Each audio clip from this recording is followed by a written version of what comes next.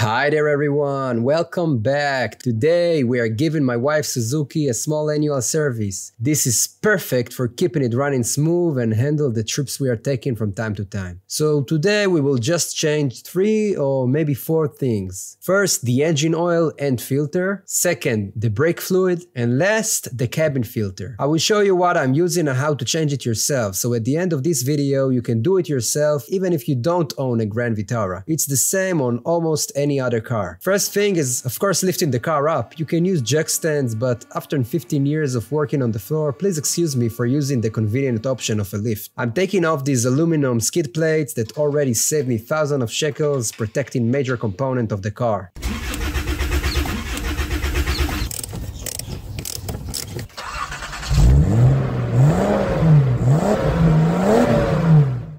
I'm using a 17mm socket to drain the oil. Make sure you pull out the dipstick just a little bit so air can get inside and oil will flow easily to your container. I change the oil every year, which is around 10,000 kilometers or 6,000 miles for any one of you from the US. After all the oil is drained, you can replace the bolt, but you don't have to. Anyway, I recommend to replace the washer with a new one and tighten it.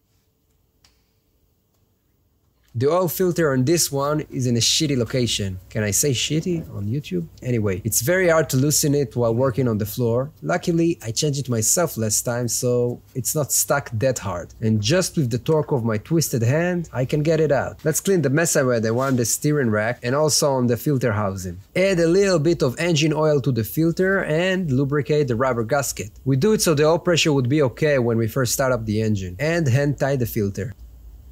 Now fill the engine with fresh oil. I'm using 5W40 and this engine takes around 4.8 liters. Now we will move to the next one, the brake fluid. First clean the area around the reservoir and fill it almost all the way up so we won't let any air inside by mistake. We will start working from the farthest brake line, on the right rear wheel. Move on to the left rear, then right front, and last the front left wheel. Now let me demonstrate on just one wheel. Take off the wheel. Find the bleeder nipple of the caliper, and you can use many methods to do this procedure. I'm using the pumping method, which requires 2 persons to do it. So you can ask a friend to help you out. Connect a tube and a bottle to the bleed nipple, so it goes like this. One person is pumping the brakes 2, 3 or 4 times. And while he's keeping his foot on the brake, the other person is opening the nipple, letting the hydraulic pressure do its thing and let fluid out of the caliper. Then he closes the nipple. And the procedure is repeated until new fluid is coming out. Make sure that after every 10 to 15 times of doing so, you keep an eye on the fluid level in the reservoir. If it goes down too much, air can get inside and you will have to do a full long bleed to the system. And after doing it for all 4 brakes, the fluid that came out is only 2 years old and already looks disgusting. It sure made the braking worse over time. You want to make sure that your fluid level is correct. Keep in mind that it also indicates the wear of your brakes, so it's not supposed to be on the maximum level if your brakes are not new. It's supposed to be somewhere between your minimum and maximum. Now last but not least, let's change the cabin filter. Just open the glove box, remove that lever by pulling it out. With your hands, compress the 2 sides of the glove box so it can fully open and reveal the filter housing. Now just press the tab and pull the cover off. Remove the old filthy filter, and now I like to turn on the blower so anything that got stuck inside will get out of the system.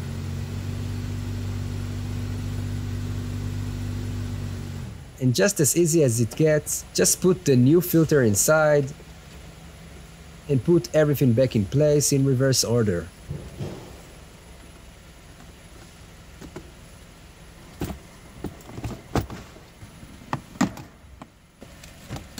Return the skid plate back in place and lower the car to the ground. That's it. Before we start the engine, your support is the only thing helping me to do all of this by myself, so press the like button, and if you are not a subscriber yet, consider subscribing because more DIY videos are on the way, as well as a variety of classic cars videos. So let's start it up. And after the engine is working for a couple of minutes, make sure you check for any leaks around the oil filter and the oil drain plug. Of course I checked and did it before putting back the skid plate. Bye!